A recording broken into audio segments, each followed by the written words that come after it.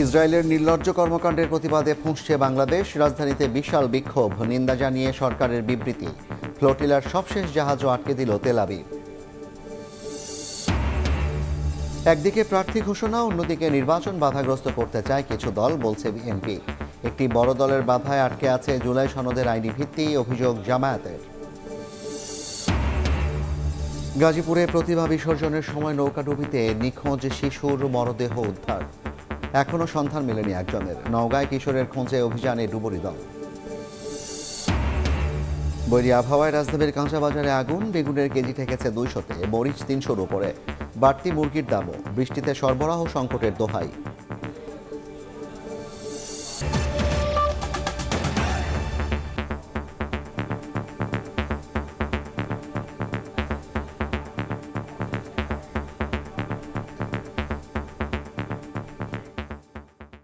সময় সংবাদের সঙ্গে আছি আমি জাফর সাদিক। ইসরায়েলের নির্লজ্জ কর্মকাণ্ডের প্রতিবাদে সারা বিশ্বের মতো ক্ষোভে ফুঁসছে বাংলাদেশও। জুমার নামাজের পর রাজধানীর বাইতুল মোকাররম এলাকায় জামায়াতের বিক্ষোভ সমাবেশে অংশ নেন হাজার হাজার মুসল্লি। নেতারা বলেন, মুসলিম বিশ্বের বিভেদের সুযোগে ফিলিস্তিনে গণহত্যা চালাচ্ছে ইসরায়েল। দখলদারদের হত্যাযজ্ঞের প্রতিবাদে বিক্ষোভ হয়েছে রাজধানীর মানিক মে এভিনিউতেও।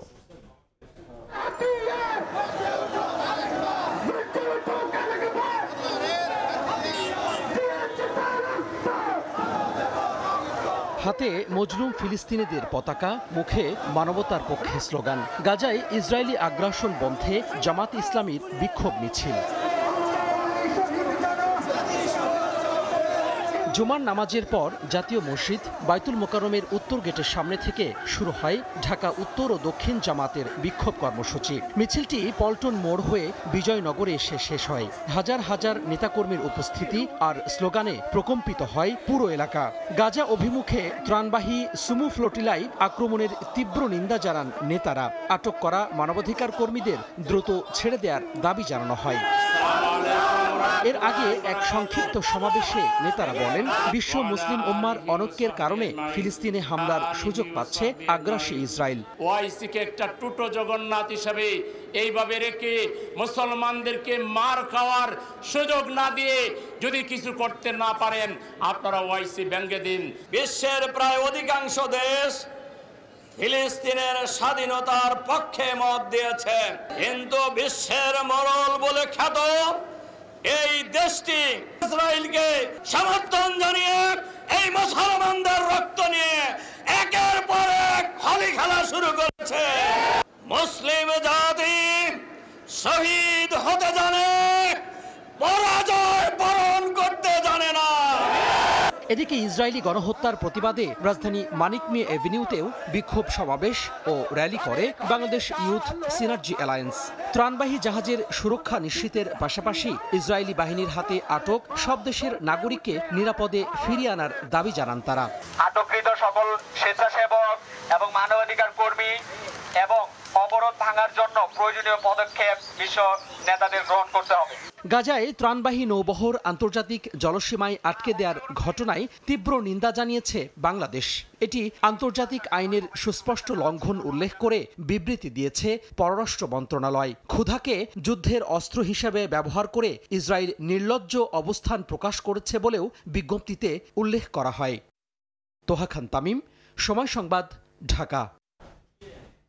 এদিকে ভূমধ্যসাগরের গাজা অভিমুখী ত্রাণবাহী নৌবহর গ্লোবাল সুমুদ ফ্লোটিলার সবশেষ জাহাজও আটকে দিল ইসরায়েল।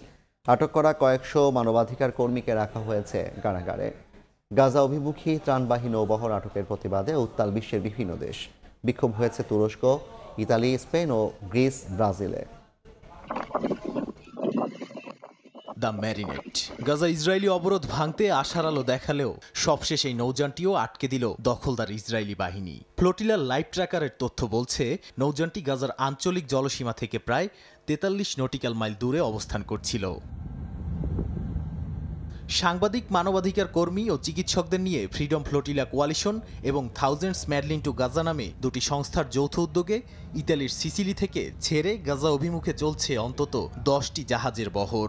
এর মধ্যে কনসাইন্স নামের একটি জাহাজে রয়েছেন বাংলাদেশি অধিকার কর্মী ও প্রখ্যাত আলোকচিত্রী শহীদুল আলম। আজকে ফিলিস্তিনি টাইম জোনে এসেছি, এখনো দূরত্ব রয়েছে, তবে আজকে আমরা এই 8টা ছোট নৌকাকে পার হয়ে যাব এবং তারপর থেকে আমাদের এই জাহাজটাই সবচেয়ে আগে থাকবে। গ্লোবাল সুমুদ ফ্লোটিলা বহর থেকে আটক কয়েকশো অধিকার কর্মীকে ইসরায়েলের কেটজিওট কারাগারে নেওয়া হয়েছে। অভিমুখী ত্রাণবাহী নৌবহর আটকের প্রতিবাদে বিক্ষোভে উত্তাল বিশ্ব। ইতালিতে ফিলিস্তিনের পতাকা হাতে ইসরায়েল বিরোধী বিক্ষোভ করেন হাজারো মানুষ। এ সময় গ্লোবাল সুমুদ ফ্লোটিলার নৌবহর আটকের তীব্র নিন্দা জানান তারা। স্পেনের মাদ্রিদেও ফিলিস্তিনের পক্ষে রাজপথে নামেন সাধারণ মানুষ। তিউনিসিয়ায় মার্কিন দূতাবাসের সামনে জড়ো হয়ে বিক্ষোভ করেন হাজার হাজার ফিলিস্তিনপন্থী। ফ্লোটিলার নৌবহরে ইসরায়েলি হস্তক্ষেপের নিন্দা জানিয়েছে মেক্সিকো ও কলম্বিয়া। নাদিম মারজান, সময় সংবাদ। অন্য প্রসঙ্গ, নানা দাবি সামনে এনে কিছু রাজনৈতিক দল নির্বাচন পেছাতে চায় বলে অভিযোগ বিএনপির। তবে ভোট নিয়ে লন্ডনে দেওয়া প্রধান উপদেষ্টার প্রতিশ্রুতিতে আস্থা রাখতে চান স্থায়ী কমিটির সদস্য ইকবাল হাসান মাহমুদ টুকু। অন্যদিকে পিআরের দাবি নিয়ে রাজপথে থাকা জামায়াত বলছে ফেব্রুয়ারিতে নির্বাচন ধরেই প্রস্তুতি নিচ্ছেন তারা। একটি বড় দলের বাঁধায় জুলাই সনদের আইনি ভিত্তি আটকে আছে বলে অভিযোগ নেতাদের। এ অবস্থায় দলগুলোকে ছাড় দিয়ে সমঝোতার পরামর্শ রাজনৈতিক বিশ্লেষকদের। হাসান ওয়ালির রিপোর্ট। দীর্ঘ বছর প্রতিদ্বন্দ্বিতাপূর্ণ ভোট উৎসব থেকে বঞ্চিত মানুষের আলোচনার বিষয়বস্তু নির্বাচন। রাজনীতির মাঠ কিংবা চায়ের স্টল, সর্বত্রই আলোচনা ত্রয়োদশ জাতীয় সংসদ নির্বাচন নিয়ে। অন্যদিকে জামায়াত সহ বেশ কিছু দলের পিআরের দাবিতে আন্দোলন এবং জুলাই সনদের বাস্তবায়ন প্রক্রিয়া নিয়ে মত দ্বিমতের মধ্যে ভোটের সময়সীমা নিয়ে সংশয়ের কথা জানিয়ে আসছেন রাজনীতিক থেকে সাধারণ মানুষের অনেকেই। মাননীয় সভাপতি, যদিও প্রধান উপদেষ্টা দেশ পেরিয়ে বিশ্বমঞ্চেও জানিয়ে এলেন নির্বাচন নিয়ে তার পরিকল্পনা। ফেব্রুয়ারিতে ভোটের প্রস্তুতি নেওয়ার কথা জাতিসংঘ অধিবেশনে তুলে ধরেন ডক্টর ইউনূস। তবে আলাদা আয়োজনে দেশের মানুষ আরো 5 থেকে 10 বছর এই সরকারকে ক্ষমতায় চায় এবং ভোট আটকাতে আন্তর্জাতিক কিছু মহলের অর্থ ঢালার বক্তব্য রাজনীতির মাঠে নতুন আলোচনার জন্ম দেয়। তবে এসব কথা কানে তুলতে চান না রাজনীতিকরা। বিএনপির স্থায়ী কমিটির সদস্য ইকবাল হাসান মাহমুদ টুকু বলছেন, নির্বাচন নিয়ে লন্ডনে দেওয়া প্রধান উপদেষ্টার প্রতিশ্রুতিতে আস্থা বিএনপির। শুধু আন্তর্জাতিক মহলই নয়, নানা দাবিতে দেশের কিছু দল নির্বাচন পেছাতে চায় বলেও অভিযোগ তার। অনেক রাজনৈতিক দল নির্বাচনে বাধা সৃষ্টি করার জন্য নানান রকম তালবাহানা তৈরি করছে। একদিকে প্রার্থী ঘোষণা করছে, আর একদিকে নানান রকমের দাবি নিয়ে সে নির্বাচন বয়কট করবে, কত রকমের প্রোগ্রাম দিল।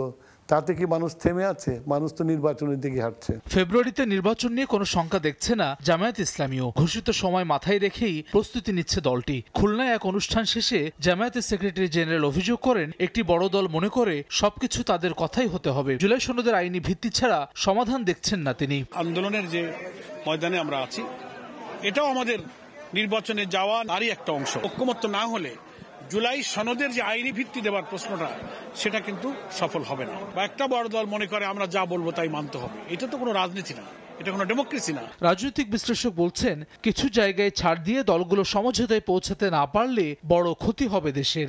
রাজনৈতিক দলগুলোর মধ্যে আপাত দৃষ্টিতে যে মতপার্থক্য দেখছি, সেটার অবসান ঘটিয়ে নির্ধারিত আগামী ফেব্রুয়ারি মাসেই নির্বাচন হতে হবে। যদি নির্বাচন না হয় তাহলে দীর্ঘমেয়াদী বাংলাদেশ একটা বড় ক্ষতির মুখে পড়বে। দেশকে স্থিতিশীল রাখতে বক্তব্য দেওয়ার ক্ষেত্রে সরকার এবং দলগুলোকে সতর্কতা অবলম্বনের পরামর্শ বিশ্লেষকদের। হাসান ওয়ালি, সময় সংবাদ, ঢাকা। জাতীয় ঐকমত্য কমিশনের সিদ্ধান্ত অনুযায়ী জুলাই সনদ বাস্তবায়িত হবে। এখানে আইনগত কোনো বাধা নেই বলে জানালেন অ্যাটর্নি জেনারেল মোহাম্মদ আসাদুজ্জামান। সকালে ঝিনাইদহে সাংবাদিকদের সঙ্গে মতবিনিময় সভা শেষে সাংবাদিকদের প্রশ্নের জবাবে তিনি একথা বলেন। জুলাই সনদের বাস্তবায়ন, এটা জাতীয় ঐকমত্য কমিশন দেখছেন। ওনারা যেটা সবার সাথে কথা বলে চূড়ান্ত সিদ্ধান্ত নেবেন, সে অনুসারে এটা বাস্তবায়িত হবে।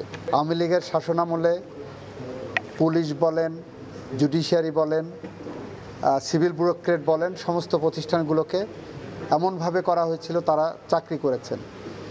সরকার একটা চলমান প্রক্রিয়া, সেই প্রক্রিয়ার অংশ হিসেবে যারা বড় ধরনের অপরাধের সাথে জড়িত না প্রশাসনে, তারা নিশ্চয়ই চাকরি করবেন দেশের জন্য। সেখানে সরকার অপরাধ বিবেচনায় নিয়ে তাদের বিষয়ে সিদ্ধান্ত নেবেন। আগামী ডিসেম্বরে অনুষ্ঠিত হবে জামায়াত ইসলামীর নতুন আমির নির্বাচন। সারা দেশের 1 লাখের বেশি রুকন সদস্য অংশ নেবেন গোপন প্রত্যক্ষ ভোটে। গঠনতান্ত্রিক বাধ্যবাধকতায় জাতীয় নির্বাচনের আগেই এই ভোট বদলে দিতে পারে দলটির কেন্দ্রীয় নেতৃত্ব কাঠামো। তবে আমির হিসেবে যিনিই দায়িত্ব নেবেন আগামী জাতীয় নির্বাচনে দলকে ভালো অবস্থানে নেওয়ার চ্যালেঞ্জ থাকবে তার কাঁধে, এমনটাই বলছেন সংশ্লিষ্টরা। শফিক মুন্সির রিপোর্টে বিস্তারিত। প্রতিষ্ঠার পর বাংলাদেশ জামায়াতে ইসলামী ইতিহাসের সবচেয়ে দুঃসময় কাটিয়েছে গত ১.৫ দশক। ২৪-এর অভ্যুত্থানের পর এখন পর্যন্ত রাজনীতির ময়দানে বেশ স্বস্তিতে থাকা দলটি ইতোমধ্যে আবির্ভূত হয়েছে দেশের অন্যতম রাজনৈতিক শক্তি হিসেবে। একদিকে জুলাই সনদের আইনি ভিত্তি, পিআর পদ্ধতিতে নির্বাচন সহ ৫ দফা দাবিতে রাজপথে সরব দলটি। অন্যদিকে আগামী জাতীয় নির্বাচনে সব আসনে প্রার্থী ঠিক করে ক্ষমতার লড়াইয়ের প্রস্তুতিও নিচ্ছে জোরে সোরে। এর মধ্যেই গুঞ্জন উঠেছে আগামী ডিসেম্বরে দলটির সর্বোচ্চ নেতার পদ সহ গুরুত্বপূর্ণ পদে আসতে পারে পরিবর্তন। জামায়াতের সর্বোচ্চ নীতি নির্ধারণী পদ দলটির আমির। গঠনতন্ত্র অনুযায়ী সারা দেশে থাকা দলটির রোকন সদস্যদের ভোটে ৩ বছরের জন্য নির্বাচিত হন একজন আমির। তিনিই পরবর্তীতে কেন্দ্রীয় মজলিসে শুরার সদস্যদের পরামর্শক্রমে নায়েবে আমির, সেক্রেটারি জেনারেল, সহকারী সেক্রেটারি সহ নির্বাহী দায়িত্বশীল পদগুলোতে দলের নেতাদের দায়িত্ব দিয়ে থাকেন। বর্তমানে আমির পদে দ্বিতীয়বারের মতো দায়িত্ব পালন করা ডাক্তার শফিকুর রহমানের মেয়াদ শেষ হবে ডিসেম্বরে।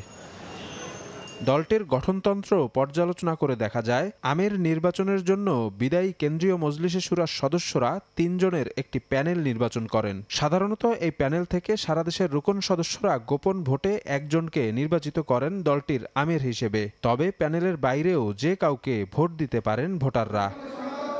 একটি বিশ্বস্ত সূত্র নিশ্চিত করেছে, ইতোমধ্যে আমির নির্বাচনের 2টি সম্ভাব্য প্যানেল নিয়ে আলোচনা চলছে দলটির মধ্যে, যেটির একটিতে আছেন বর্তমান আমির ডাক্তার শফিকুর রহমান, নায়েবে আমির মুজিবুর রহমান এবং সাবেক ভারপ্রাপ্ত সেক্রেটারি এটিএম আজহারুল ইসলামের নাম। অন্য প্যানেলটিতে এটিএম আজহারের পরিবর্তে আছেন বর্তমান আরেক নায়েবে আমির সৈয়দ আব্দুল্লাহ মোহাম্মদ তাহেরের নাম। কেন্দ্রীয় নেতারা বলছেন, জাতীয় নির্বাচনের চ্যালেঞ্জ থাকবে নতুন আমিরের কাঁধে। আমাদের 23, 24 এবং 25 এই যে এখন যে সেশনটা চলছে, 25শে ডিসেম্বর আগে আমরা নির্বাচনটা সারবো ইনশাআল্লাহ।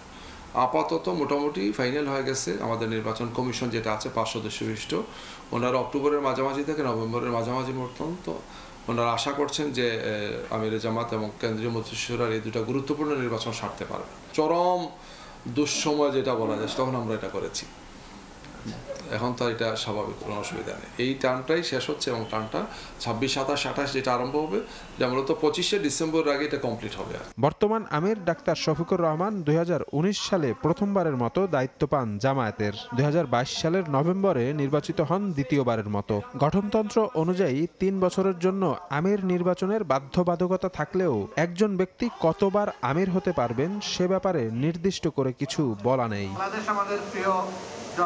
শফিক মুন্সি, সময় সংবাদ, ঢাকা।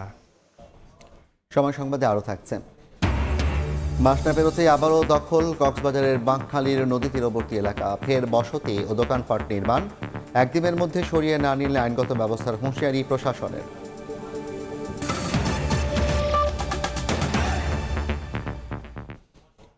গাজীপুরে প্রতিমা বিসর্জনের সময় নৌকাডুবিতে নিখোঁজ 2 শিশুর মধ্যে একজনের লাশ উদ্ধার হয়েছে। নিখোঁজ অপরজনের সন্ধানে তুরাগ নদে অভিযান চালাচ্ছে ফায়ার সার্ভিসের ডুবুরি দল।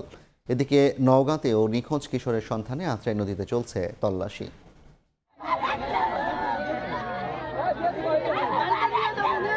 তীরে উদ্বেগ উৎকণ্ঠায় স্বজনরা, এই বুঝি দেখা মিলল আদরের সন্তানের। তুরাগ নদীতে নিখোঁজের একদিন পর শুক্রবার সকালে গাজীপুরের আলিয়াকৈরে চাপাইর ব্রিজের কাছে 4 বছর বয়সী অঙ্কিতা মণি দাসের লাশ ভেসে ওঠে। খবর পেয়ে ফায়ার সার্ভিসের ডুবুরি দল মরদেহটি উদ্ধার করে। এই সময় কান্নায় ভেঙে পড়েন স্বজনরা। এখনও নিখোঁজ রয়েছে আরেক শিশু 9 বছর বয়সী তন্ময়। বৃহস্পতিবার বিকেলে তুরাগ নদে প্রতিমা বিসর্জনের সময় নৌকা ডুবে যায়। এই সময় বেশিরভাগ মানুষ সাঁতরে তীরে উঠলেও নিখোঁজ হয় শিশু অঙ্কিতা ও তন্ময়। আমি সেলুর বাড়ি খেয়ে আমি অনেক দূরে পড়ে গেছি, কিন্তু বাচ্চাটারে আমি ধরতে পারি না। আমাদের সন্দেহ ছিল যদি কোনো জায়গায় থাকে, তার কারণে আমরা নৌকাটারে কিনারায় টাইনা আনার জন্য ব্যবস্থা করি। ভিতরে কোনো ভিকটিম পাওয়া যায় নাই। অন্যদিকে নওগাঁর মহাদেবপুরে আত্রাই নদীতে প্রতিমা বিসর্জনের সময় নৌকা থেকে পড়ে নিখোঁজ হয় রনি নামে এক কিশোর। তাকে উদ্ধারে অভিযান চালাচ্ছে ডুবুরি দল। পড়ে যাওয়ার পর থেকে নিখোঁজ, বিভিন্নভাবে খোঁজাখুঁজি করা হচ্ছে। বেঁচে থাকা তো সম্ভাবনা নাই, তবে লাশ যদি ভেসে ওঠে সেটাও 24 ঘন্টা সময় লাগে। নিখোঁজ রনির গ্রামের বাড়ি মান্দা উপজেলার বানডুবিতে। ফাহরিয়া ফারজানা, সময় সংবাদ। রাজধানীর মিরপুরে আলিফ পরিবহনের একটি বাসে গুলি ও আগুন দেওয়ার ঘটনা ঘটেছে। বাসের চালক ও হেলপার জানান 3 জন দুর্বৃত্ত বাস থামিয়ে যাত্রীদের নামিয়ে বাসে আগুন দেয়। এ সময় চালক ও হেলপারকে মারধর করা হয় এবং বাসের জানালায় কয়েক রাউন্ড গুলি ছোঁড়ে তারা। পুলিশ জানিয়েছে জড়িতদের গ্রেফতারে কাজ করছেন তারা। সকালে সড়কে দাউ দাউ করে জ্বলছে একটি বাস। খবর পেয়ে ফায়ার সার্ভিস এসে আগুন নিভিয়েও ফেলে। বাসের চালক ও হেলপার জানান আলিফ পরিবহনের ওই বাসটি নিয়ে শুক্রবার সকাল 7টার কিছু পরে মিরপুর থেকে আগারগাঁওয়ের দিকে যাচ্ছিলেন তারা। পথে হঠাৎ গতিরোধ করে কয়েকজন। তাদের মারধর করে সব যাত্রীদের নামিয়ে দেওয়া হয় বাস থেকে। পরে গুলি করে ও আগুন জ্বালিয়ে পালিয়ে যায় তারা। 3-4 জন আমার হেলপারে মারছে, মায়ের যাত্রীরা সবাই বইকে নামাই দেয়া, পিস্তলা চাবারি দিয়ে ঠেকা যাত্রী নামাই দেওয়া, গাড়িতে আগুন জ্বালিয়েছে। এর আগেও আমাদের এখানে একটা ঘটনা ঘটছিল, আমাদের চেকারে কোবাই ছিল নেশার নামে একজন সন্ত্রাসী, ওনার লোকজন আইসা 1900 আইসা মানে ঘটনাটা ঘটাইতে পারে। পুলিশ জানায় বাসের চেকার নিয়োগ নিয়ে অভ্যন্তরীণ দ্বন্দ্বের জেরে এই ঘটনা ঘটতে পারে। সুলতানাদিন সেনপাড়া এলাকায় লিফ পরিবহন নামক একটা বাসে এবার তারা ভাঙচুর করে, কয়েক রাউন্ড গুলি হয়েছে জানতে পেরেছি। বাস মালিকদের বিভিন্ন বিষয় নিয়ে দ্বন্দ্ব ছিল। ঘটনাটার প্রকৃত কারণ কি সেটা আমরা দেখছি। হামলাকারীদের শনাক্তে কাজ করছে পুলিশ। আতাউর কাউসার, সময় সংবাদ, ঢাকা। কক্সবাজারের টেকনাফের গহীন পাহাড় থেকে পাচারের উদ্দেশ্যে বন্দী থাকা 38 জনকে উদ্ধার করেছে কোস্টগার্ড ও নৌবাহিনী। এ সময় পাহাড়ে যৌথ অভিযান চালিয়ে 2 মানব পাচারকারীকে আটক করা হয়। কোস্টগার্ড মিডিয়া কর্মকর্তা লেফটেন্যান্ট কমান্ডার সিয়ামুল হক এ তথ্য নিশ্চিত করেন। বলেন, সাগরপথে মালয়েশিয়া সহ দক্ষিণাঞ্চলীয় বিভিন্ন দেশে পাচারের উদ্দেশ্যে নারী ও শিশুসহ বেশ কিছু ব্যক্তিকে টেকনাফের বাহারছড়া ইউনিয়নের গভীর পাহাড়ি এলাকায় বন্দী করে রাখা হয়েছিল। শুক্রবার মধ্যরাতে সেখানে যৌথ অভিযান চালিয়ে তাদের উদ্ধার করে কোস্টগার্ড ও নৌবাহিনী।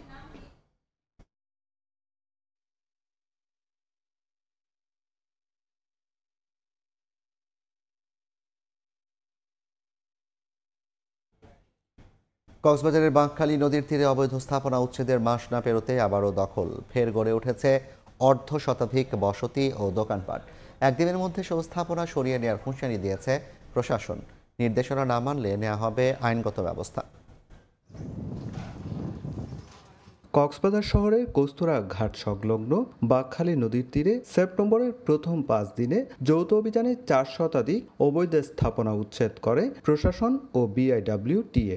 উদ্ধার হয় নদীর প্রায় 63 একর জমি। কিন্তু মাস না পেরোতেই উদ্ধার জমিতে আবারও গড়ে উঠছে নতুন স্থাপনা। বিষয়টি নজরে আসে বিআইডব্লিউটিএর। মাইকিং করে একদিনের মধ্যে অবৈধ স্থাপনা সরিয়ে নিতে দেওয়া হয় সতর্ক বার্তা। তবে নিজেকে জমির মালিক দাবি করে বিষয়টি আইনগতভাবে মোকাবেলার কথা জানিয়েছে অনেকেই।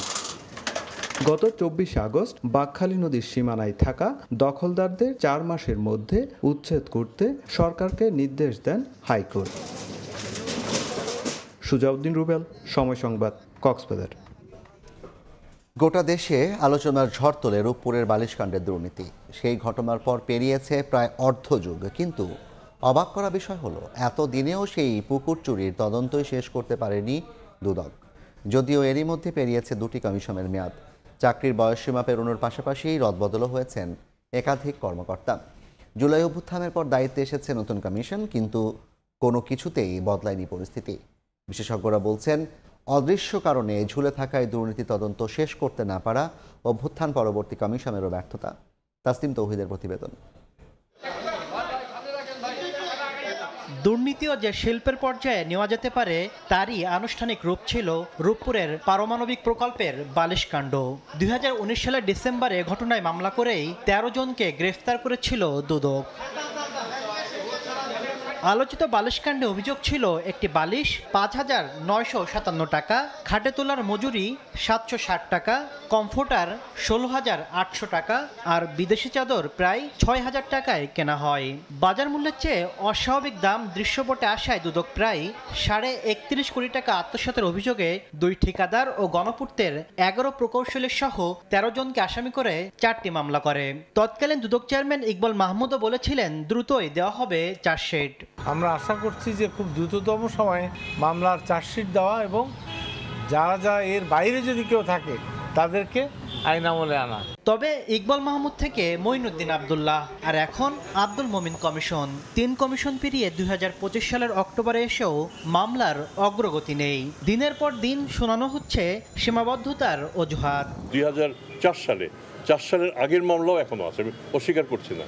আমরা চেষ্টা করে যাচ্ছি যত তাড়াতাড়ি সম্ভব এগুলি কমিয়ে নিয়ে আসা। আমাদের যে কর্মক্ষমতা এটাও আপনাদের দেখতে হবে। সীমাবদ্ধতা থাকলেও তদন্ত শেষ করতে না পারার দায়ে বর্তমান কমিশনও এড়াতে পারে না, এমন মত দুদকের সাবেক এই মহাপরিচালকের। প্রশ্ন তোলেন, অপরাধীদের বাঁচাতেই কি ধীরগতির নীতি চলছে? কমিশন যেটি আসলো সেটির বয়সও তো 1 বছরের উপরে হয়ে গেছে। এটা একটা বিরাট দুর্নীতির কাণ্ড। সেই জায়গায় তাদের দৃষ্টি নিবদ্ধ হলো না, বরং তারা উল্টো তদন্ত বিলম্বের পক্ষেই যুক্তি দিচ্ছেন। এটা খুবই দুর্ভাগ্যজনক। আর দুর্নীতি বিরোধী জাতীয় সমন্বয় কমিটির এই নেতার অভিযোগ, আওয়ামী লীগ সরকারের যোগসাজশ থাকায় অতীতে মামলা শেষ করেনি, দ্রুত তদন্ত শেষের তাগিদ দেন তিনি। পয়সা মারার তো একটা স্কোপ থাকতে হবে, কি স্বপ্নে ভাবে নাই যে এই কাগজটা কোনোদিন অডিট হইতে পারে। তো এটা আগের সরকারের ইন্ডালজেন্স ছিল আমি বলবো। দ্বিতীয় হচ্ছে দুদকের ব্যর্থতাও বলবো, কারণ দুদক কেন নির্দিষ্ট সময়ে এইটা তদন্ত শুরু করে নাই। এদিকে দীর্ঘ সময় অতিবাহিত হওয়ায় অভিযুক্ত গণপূর্তের অধিকাংশ কর্মকর্তা অবসরে চলে গেছেন। তাসলিম তৌহিদ, সময় সংবাদ, ঢাকা। ছুটির দিনে চড়া রাজধানীর কাঁচা বাজার। 2 দিনে কাঁচা মরিচের দাম হয়েছে দ্বিগুণ, প্রতি কেজি বিক্রি হচ্ছে 300 থেকে 320 টাকায়। সপ্তাহ ব্যবধানে বেশিরভাগ সবজির দাম বেড়েছে 15 থেকে 20 টাকা। বেগুনের কেজি ঠেকেছে প্রায় 200-তে। ঊর্ধ্বমুখী মুরগি ও ইলিশের দরও কারণ হিসেবে সরবরাহ সংকটকে দায়ী করছেন বিক্রেতারা। কারণ বাজার ঘুরে রিপোর্ট করেছেন ফরহাদুর রহমান। মরিচের ঝালে পুড়ছে ভোক্তার গাল। 2 দিন আগেও রাজধানীতে 160 টাকা কেজিতে কাঁচামরিচ বিক্রি হলেও আজ উঠেছে 300 থেকে 320 টাকা পর্যন্ত। গতকাল এই দাম ছাড়িয়েছিল 400-র ঘর। বাংলাদেশে মরিচের আমদানি কম বৃষ্টির কারণে, আর ইন্ডিয়ার বর্ডার বন্ধ, তাই মরিচ আসতে পারে না। আমরা কি মরিচের বদলে কি মূলা খামো? বেড়েছে অন্যান্য সবজির দামও। শুক্রবার রাজধানীর কারওয়ান বাজারে প্রতি কেজি বেগুন 150 থেকে 200, শসা 60, পটল 80, ঢেঁড়স 80, করলা 120 আর কাকরোল বিক্রি হচ্ছে 100 টাকা দরে। অর্থাৎ সপ্তাহ ব্যবধানে এসব সবজির দাম বেড়েছে 15 থেকে 20 টাকা। বিক্রেতাদের দাবি, বৃষ্টিতে সরবরাহ কমায় দাম বাড়ছে, জানিয়ে ক্ষোভ প্রকাশ করছেন ভোক্তারা।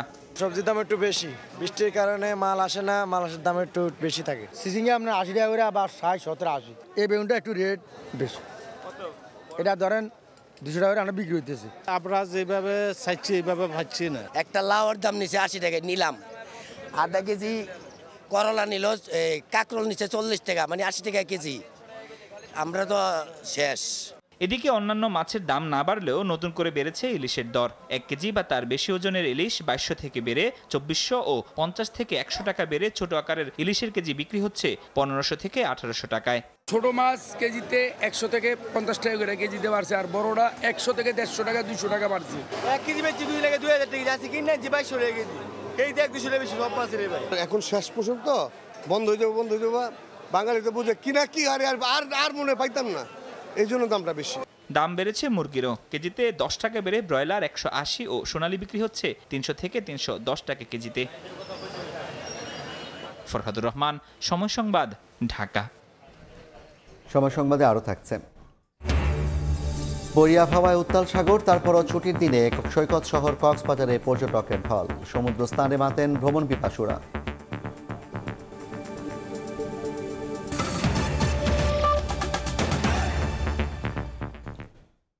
রংপুরে অ্যানথ্রাক্স ছড়িয়ে পড়ছে একের পর এক উপজেলায়, তবে গণসচেতনতায় খুব একটা কার্যকরী পদক্ষেপ নেই। এমনকি খোদ গরু কেনাবেচার সঙ্গে জড়িত অনেকেই জানেন না অ্যানথ্রাক্স সম্পর্কে। যদিও প্রাণী সম্পদ অধিদপ্তরের দাবি, আতঙ্কিত হওয়ার কিছু নেই। প্রতিরোধে টিকা কার্যক্রমের পাশাপাশি সচেতনতা কার্যক্রম চালানো হচ্ছে। নাজমুল ইসলাম নিশাতের রিপোর্ট। 13-14 সেপ্টেম্বর রংপুরের পীরগাছা সদর ও পারুল ইউনিয়নে উপসর্গ থাকা 12 জনের মধ্যে 8 জনের শরীরে অ্যানথ্রাক্স শনাক্ত করে আইইডিসিআর। এর আগে আক্রান্ত পশুর শরীরে এই রোগ শনাক্ত করে প্রাণী সম্পদ দফতর। এছাড়াও উপসর্গ নিয়ে মৃত্যু হয় 2 জনের। এরই মধ্যে পীরগাছা ছাড়াও অ্যানথ্রাক্স ছড়িয়ে পড়েছে কাউনিয়া ও মিঠাপুকুর উপজেলায়। এমনকি কুড়িগ্রাম ও গাইবান্ধাতেও আক্রান্ত হয়েছেন অনেকেই। রংপুরের বিভিন্ন পশুর হাটে গরু কেনাবেচা হলেও রোগাক্রান্ত কিনা সেটির কোনো পরীক্ষা নিরীক্ষা হয় না। এমনকি সংশ্লিষ্ট অনেকেই জানেন না অ্যানথ্রাক্স সম্পর্কে। এখনো পরীক্ষা ছাড়াই বিভিন্ন গ্রামগঞ্জে জবাই হচ্ছে গরু, ফলে উদ্বেগ বাড়ছে। হাটে যে বিক্রি হবে, হাটে পরীক্ষা নিরীক্ষা হয় না? না, পরীক্ষা হয় না। অ্যানথ্রাক্স রোগ সম্পর্কে কি জানেন আপনারা? না না না, অ্যানথ্রাক্স সম্পর্কে জানেন না? জানা হয়নি এখনো। এই যে পশু সম্পদ অধিদপ্তর বলতেছে গ্রামগঞ্জে মাইকিং করতেছে, প্রচারণা করছে, আপনাদের না আমার এদিকে হয়নি। অ্যানথ্রাক্স অসুখ সম্পর্কে জানেন? না, আমি জানি না। স্বাস্থ্য বিভাগ বলছে আক্রান্ত পশুর রক্ত, লালা এবং কাঁচা মাংস নাড়াচাড়ার মাধ্যমে এই রোগ মানুষের মধ্যে সংক্রমণ হচ্ছে। তবে এটি মানুষে মানুষে ছড়ায় না। আক্রান্ত হওয়ার পরে ওই পশুর রক্ত বা লালা থেকে আমরা যারা নাড়াচাড়া করছি, রান্না করছি, যারা ওই জবাই করার কাজে নিয়োজিত, তারাই আক্রান্ত হচ্ছে। প্রাণী সম্পদ দপ্তর বলছে গণ সচেতনতায় নেওয়া হয়েছে যথাযথ পদক্ষেপ, ফলে আতঙ্কিত হওয়ার কিছু নেই। কোনো গবাদি পশু যেন তাপমাত্রা না দেখে যেন সেটা জবাই করা না হয়, আর যাতে মানুষের ভিতরে আতঙ্ক না ছড়ায় এই জন্য মসজিদ মন্দিরে যারা আছে তাদেরকে, হুজুরদের বা পুরোহিতকে বলা হচ্ছে, তারাও মোটিভেশন করতেছে। প্রাণী সম্পদ দপ্তর জানিয়েছে অ্যানথ্রাক্স প্রতিরোধে এখন পর্যন্ত 1,65,000 গরুকে ভ্যাকসিন দেওয়া হয়েছে। এছাড়াও ছাগল ও ভেড়াকে পিপিআর দেওয়া হচ্ছে। নাজমুল ইসলাম নিশাদ, সময় সংবাদ, রংপুর। অস্ট্রেলিয়ার সিডনিতে জমকালো আয়োজনে শেষ হলো অস্ট্রেলিয়া বাংলাদেশ বিজনেস এক্সপো 2025। 2 দিনের এক্সপোতে প্রায় 2 দেশের প্রতিনিধিরা বাণিজ্য বাড়াতে আরও উদ্যোগ নিতে আগ্রহ দেখান। সিডনি থেকে সানমির রুপলের রিপোর্ট। সিডনির মেসনিক সেন্টারে বিজনেস এক্সপোর দ্বিতীয় দিনের শুরুটা হয় নিউ সাউথ ওয়েলসের ট্রেড অ্যান্ড বিজনেস মিনিস্টার জন অ্যানোউলাককে শুভেচ্ছা জানিয়ে। এক্সপো ঘুরে দেখে প্রশংসা করেন বাংলাদেশি পণ্যের। বলেন ব্যবসার পাশাপাশি যৌথভাবে অভিজ্ঞতা বিনিময় হতে পারে 2 দেশের মধ্যে।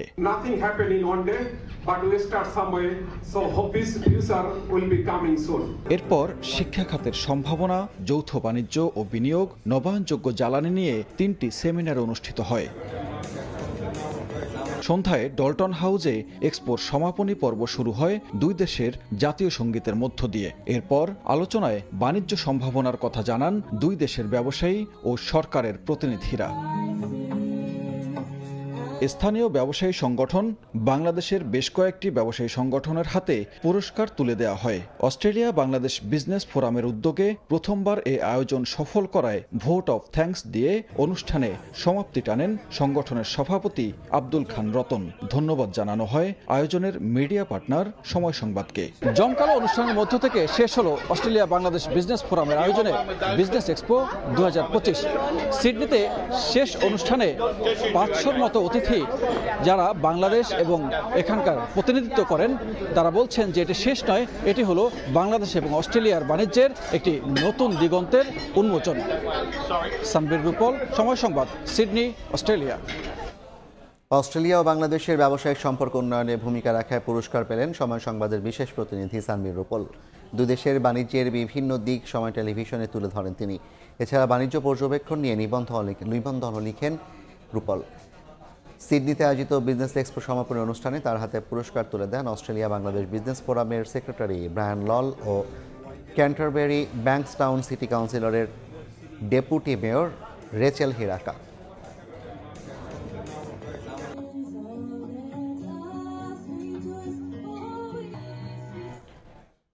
খাদ্যে স্বয়ংসম্পূর্ণতা অর্জনে প্রয়াত রাষ্ট্রপতি জিয়াউর রহমানের 1,500-এর বেশি খাল খনন কর্মসূচি সাড়া ফেলেছিল বিশ্বব্যাপী। 1980 সালে চট্টগ্রামের চন্দনা এসে খনন করা সেই বড়ুমতি খাল পরিদর্শন করে জিয়ার স্মৃতি বিজড়িত বৈঠকখানাটি সংস্কার করে উদ্বোধন করেন সিটি মেয়র শাহাদাত হোসেন। জানান দ্রুততম সময়ের মধ্যে খালটি সংস্কার করা হবে। খাদ্যের স্বয়ংসম্পূর্ণতা ও কৃষিতে বিপ্লব ঘটাতে 1977 সালে খাল খনন কর্মসূচি চালু করেছিলেন শহীদ রাষ্ট্রপতি জিয়াউর রহমান। গ্রামীণ জনপদের মানুষকে সম্পৃক্ত করে এ প্রকল্প সফল করেন তিনি। বর্ষাকালে অতিরিক্ত পানি ধরে রেখে শুষ্ক মৌসুমে কৃষিতে সেচের কাজে ব্যবহার করা হতো সেই পানি। ফলে বন্যা ও খরা নিয়ন্ত্রণের পাশাপাশি খাদ্যে স্বয়ংসম্পূর্ণ হয় দেশ। সেই খাল খনন কর্মসূচির অংশ হিসেবে ১৯৮০ সালে জিয়াউর রহমান দক্ষিণ চট্টগ্রামের চন্দনা এসে বরুমতি খাল খনন করেন। ওই সময় খালের পাড়ে একটি বৈঠকখানা স্থাপন করলেও অযত্ন অবহেলায় ভেঙে যায়। ৪৪ বছর পর সেই খাল খননের স্মৃতি ধরে রাখতে শুক্রবার দুপুরে বৈঠকখানাটি নিজ উদ্যোগে সংস্কার করে উদ্বোধন করেন city mayor doctor Shahadat Hossain.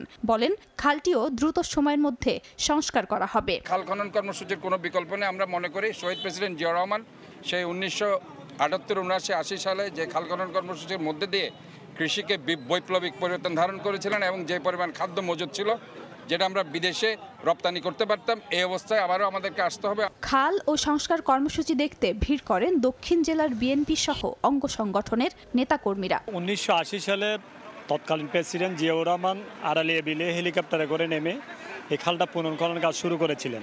1977 থেকে 1980 সাল পর্যন্ত 279টি প্রকল্পের মধ্যে প্রায় ১৫০০ খাল খনন করা হয়, যার দৈর্ঘ্য ছিল প্রায় ৩৬৩৬ মাইল। এর মাধ্যমে লক্ষাধিক একর জমিকে সেচের আওতায় আনা হয়েছিল।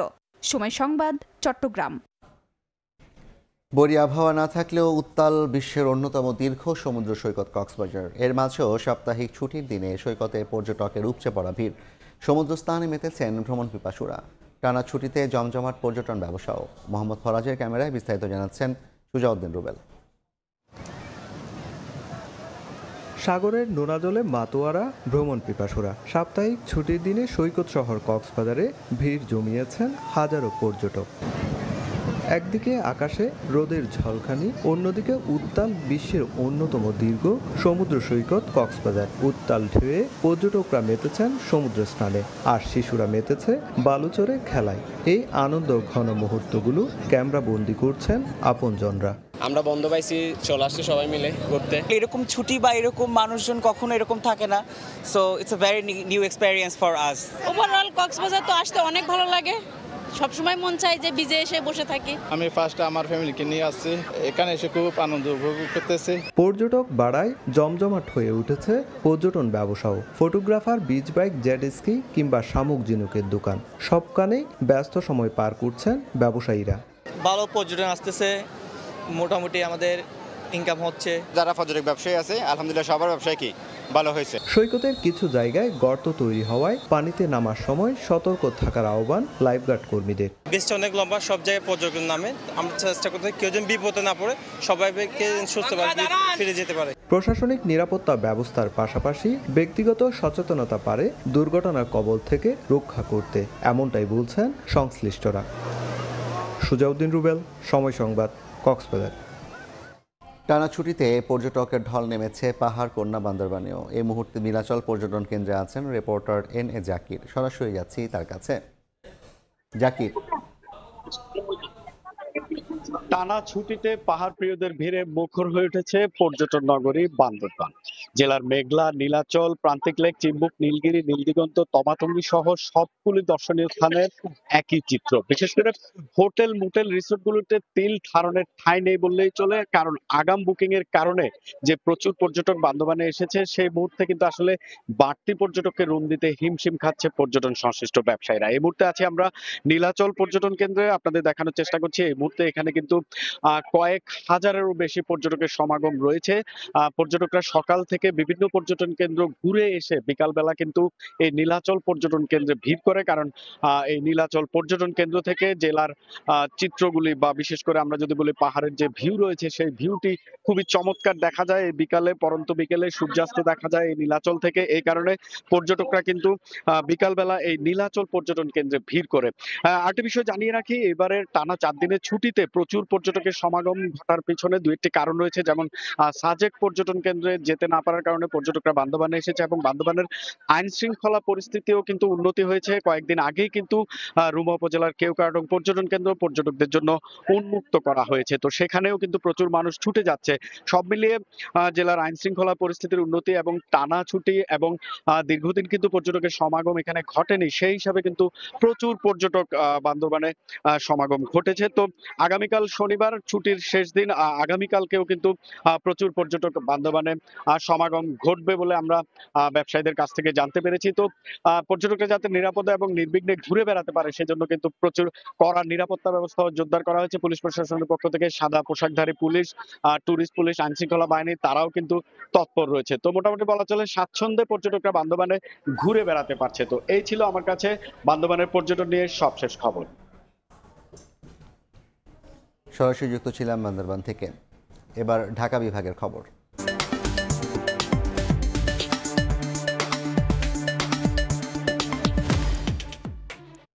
মুন্সিগঞ্জ বক্ষব্যাধি ক্লিনিক নিজেই রোগী, নেই অর্ধেকের বেশি জনবল ও প্রয়োজনীয় যন্ত্রপাতি। অপারেটরের অভাবে এক্স-রে মেশিন অচল পড়ে আছেন। এ কারণে কাঙ্ক্ষিত স্বাস্থ্যসেবা বঞ্চিত হচ্ছেন রোগীরা। আবু সাইদের ছবিতে নাসির উদ্দিন উজ্জ্বলের রিপোর্ট। মুন্সিগঞ্জের একমাত্র বক্ষব্যাধি ক্লিনিক নিজেই নানা সংকটে জর্জরিত। হাসপাতালটির প্রধান ও জুনিয়র কনসালটেন্টের পদ খালি। মেডিকেল অফিসারও কর্মস্থলে নিয়মিত নন। 17টি পদের 9টি শূন্য।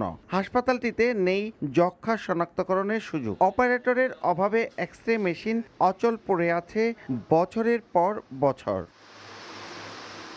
কফ পরীক্ষা হয় সপ্তাহে 3 দিন, আর জিন এক্সপার্ট পরীক্ষার সুযোগ নেই। ফুসফুসের অন্যান্য রোগের চিকিৎসা এবং প্রয়োজনীয় ওষুধও মিলছে না। অন্যদিকে হাসপাতাল ভবনে অস্বাস্থ্যকর পরিবেশ, অনেক রোগী এসে বুক ভরা অভিযোগ নিয়ে ফিরে যান।